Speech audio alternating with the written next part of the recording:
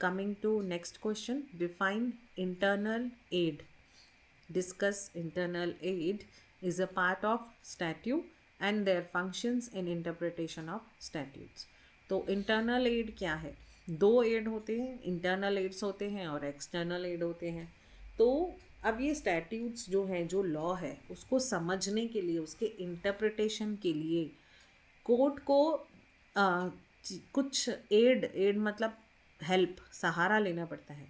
Internal या external. Internal चीज़ें ऐसी है जो लॉ के अंदर ही दी है, उस लॉ में ही अंदर उसकी एक्सप्लेनेशन दी होती है.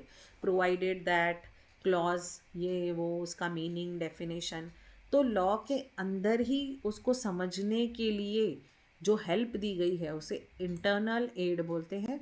और स्टैट्यू के बाहर की हेल्प लेना उस लॉ को इंटरप्रिटेट करने के लिए, उसे एक्सटर्नल एड बोलते हैं. तो interpretation of statute is a process by which courts ascertain the meaning of legislative provisions.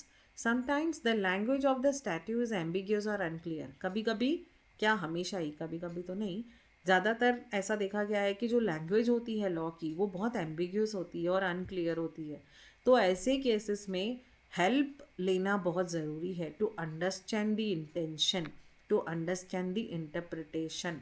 तो उस चीज़ को, उस लॉ की लैंग्वेज को समझने के लिए हेल्प की ज़रूरत होती है. तो हेल्प दो तरह की होती है एज आई सेड, एक तो इंटरनल होगी, एक एक्सटर्नल होगी. इंटरनल वो होगी जो लॉ के केस लॉ में ही वहीं दी होगी, उसी मटेरियल के साथ ही होगी. Sometimes the language of statute is ambiguous और unclear. In such cases court uses various aids to interpretation. तो कोर्ट्स जो है वो बहुत सारी हेल्प लेती है, बहुत एड, हेल्प, एड्स मतलब हेल्प लेती है टू इंटरप्रिटेट करने के लिए. These aids are classified into internal or external. Internal aids are those material contained within the statute itself. उस statute में ही दिया गया है जो explanation, तो वो हो गई internal aids that help in understanding the legislative intent. तो उसे पता चलता है कि law का intention क्या है. Now definition क्या है internal aid का? Internal aids are the intrinsic tools, मतलब internal tools ही है, उसमें अंदर ही दिए हैं. और material found with in the statute, उस स्टैट्यू में ही मटेरियल दिया है, उसमें ही अंदर एक्सप्लेनेशन दी है, उस लॉ में ही. That assist in interpreting its provisions. तो वो असिस्ट करता है, हेल्प करता है उस लॉ के प्रोविजंस को इंटरप्रिटेट करने के लिए, समझने के लिए. They form an integral part of statute and are use to clarify the meaning of words, resolve ambiguities, जो एम्बिग्विटीज़ है, कुछ कॉन्फ्लिक्ट है, उसको रिजॉल्व करता है, वर्ड्स की मीनिंग को क्लैरिफाई करता है. और लेजिस्लेटिव का इंटेंशन सबसे इम्पॉर्टेंट, लेजिस्लेटिव का इंटेंशन समझने की कोशिश कर हेल्प करता है. तो वो होते हैं इंटरनल एड्स, जो कि इंटीग्रल पार्टी है, जो स्टैट्यू में ही दिए हैं, स्टैट्यू मटेरियल में ही दिए गए हैं, उसका एक्सप्लेनेशन. नाउ इंटरनल एड जो है वो स्टैट्यू का पार्ट ही है. Internal aids are components of statute itself and therefore have legal authority and relevance in interpretation. तो उसके पास लीगल अथॉरिटी भी है और रिलेवेंस भी है. लीगल अथॉरिटी मतलब उसको आप लीगली कंसिडर कर सकते हो कि अथॉरिटी है, मतलब ये इंटरप्रिटेशन तो सही होगा, क्योंकि वो खुद लॉ में ही दिया है, लॉ के प्रोविजन के साथ ही आया है उसका इंटरप्रिटेशन. तो यहाँ पे उसको लीगल अथॉरिटी भी है, मतलब इसका इंटरप्रिटेशन पे आप फर्स्ट प्रेफरेंस दे के ट्रस्ट कर सकते हो. दे reflect the intention of the legislature. तो लॉ जिसने बनाया है, लॉ जो बन रहा है, लेजिस्लेचर का ही इंटेंशन उससे पता चलता है. And guide the courts in construing और स्टैचुटरी प्रोविजन. तो कोर्ट को अगर स्टैचुटरी प्रोविजन बनाने हैं, लीगल प्रोविजंस बनाने हैं, तो उसमें इंटरनल एड बहुत हेल्प करती है. तो इंटरनल एड मतलब क्या, कोई भी अगर लॉ होता है तो उसमें क्या होता है, एक तो टाइटल ऑफ एक्ट होता है. फॉर एग्जांपल हम देखें कि कंज्यूमर प्रोटेक्शन एक्ट, तो उसका प्रीमिएबल होगा, उसका डिटेल दिया होगा, फिर उसकी हेडिंग्स होगी, मार्जिनल नोट्स होंगे, पंचुएशन होगा, फिर डेफिनेशंस होंगे कि उसमें अगर कंज्यूमर प्रोटेक्शन एक्ट में फिर गुड्स का डेफिनेशन क्या है, फिर सर्विसेज का डेफिनेशन क्या है, कंज्यूमर का डेफिनेशन क्या है, प्रोविजोस क्या है, उसके प्रोविजंस क्या है, शेड्यूल्स दिए होंगे, उसके इलस्ट्रेशन एंड एग्जांपल्स दिए होंगे, सेविंग क्लॉजेस दिए होंगे, और एक्सेप्शंस भी दिए होंगे कि कहाँ ये लॉ एप्लीकेबल नहीं होगा। तो इन सारी चीज़ों को इंटरनल एड कहा जा सकता है और कहा जाता है, बिकॉज ये सब लॉ को समझने के लिए लॉ के अंदर ही दी हुई उसकी डिटेल्स है, तो इसीलिए इंटरनल एड है। Types of internal aid and their functions, तो ये उसको डिटेल में दिया गया है सबको। टाइटल ऑफ द एक्ट क्या है? Indicates the subject matter and scope. तो टाइटल यही होता है जो उसका सब्जेक्ट बताता है एंड स्कोप, जैसे कि इंडियन कॉन्ट्रैक्ट एक्ट 1872, तो इससे पता चलता है कि कॉन्ट्रैक्ट एक्ट के बारे में है, और उसका स्कोप भी कि इंडियन कॉन्ट्रैक्ट एक्ट जो है उसमें क्या हो सकता है, तो उसे टाइटल बोलते हैं, जो उसका नाम होगा obviously. Helps understand the purpose and object of law. Title से हमको पता चलता है, अगर वो शॉर्ट है तो सिर्फ नेम पता चलता है, और लॉन्ग टाइटल है तो ये भी पता चलता है कि उसका पर्पस क्या है। नाउ प्रीमिएबल क्या होता है? प्रियम्बल क्या होता है, सॉरी। अब the preamble is a introductory statement explaining the object, purpose and reasons. तो ये इंट्रोडक्टरी स्टेटमेंट होता है जिसमें ऑब्जेक्ट ऑफ द एक्ट होता है, पर्पस ऑफ द एक्ट होता है, और रीजंस ऑफ द एक्ट, ये एक्ट क्यों बनाया है वो भी होता है। तो और फंक्शन उसमें बताया है कि हेल्प्स इंटरप्रिटेट एम्बिगुअस प्रोविजंस। अगर कोई प्रोविजंस डिफ़िकल्ट है तो अगर उसका प्रियम्बल हम पढ़ेंगे तो हमें पता चलेगा कि क्या उसके मीनिंग है, उसका डिटेल इंटरप्रिटेशन क्या है, क्यों ये कायदा बनाया गया है। Guides court in understanding legislative intent. तो प्रियम्बल से पता चलता है, कोर्ट को गाइडेंस मिलती है, कोर्ट को भी, कि उस लेजिस्लेटिव का इंटेंशन अंडरस्टैंड करने में हेल्प होती है। तो केस लॉ ये है केशव नंदा भारती का। Supreme court held that the preamble is a part of constitution.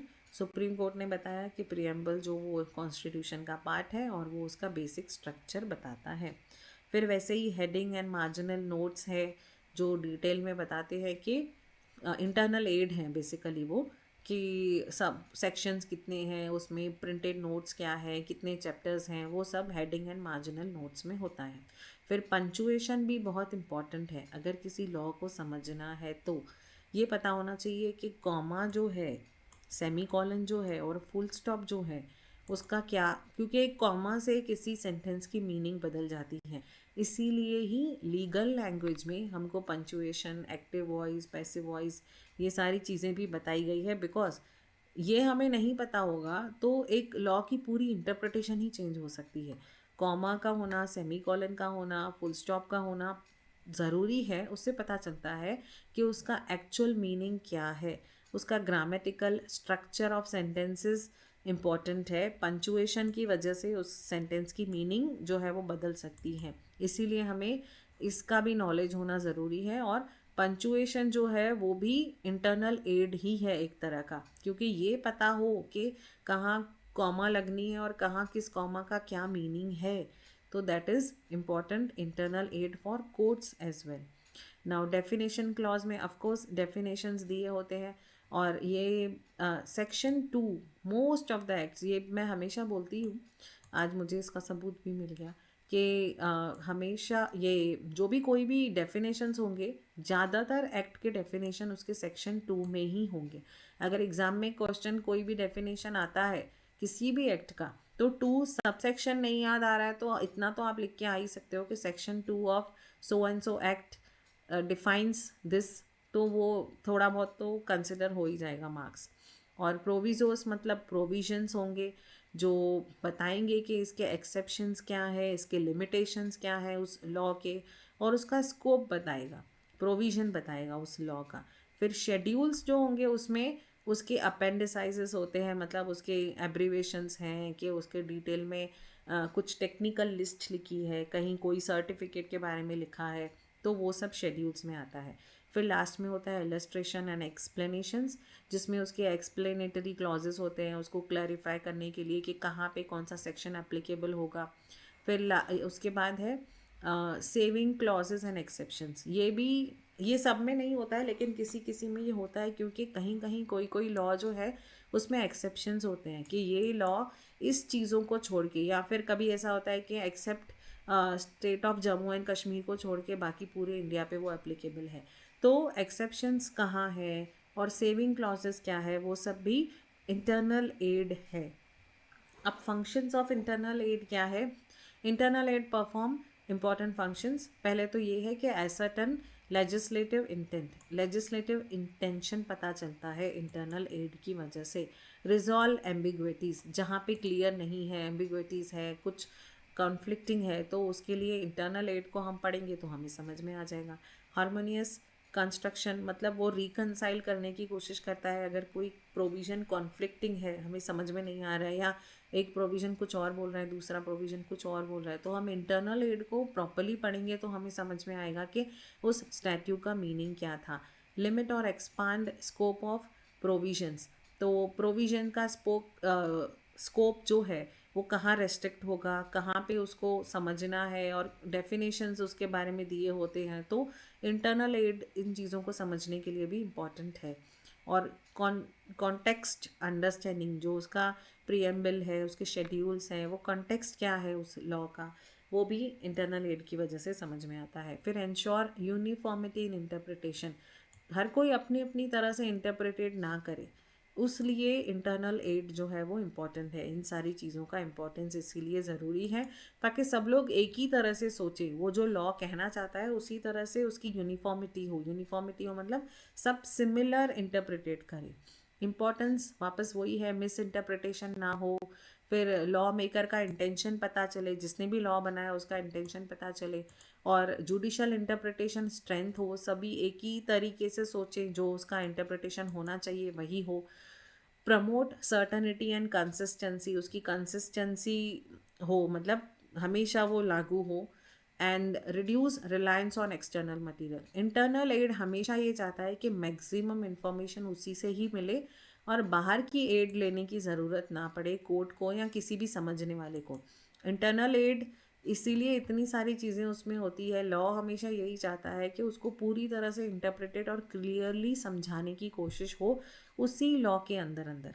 लेकिन कभी एक्सटर्नल एड की भी ज़रूरत पड़ती है।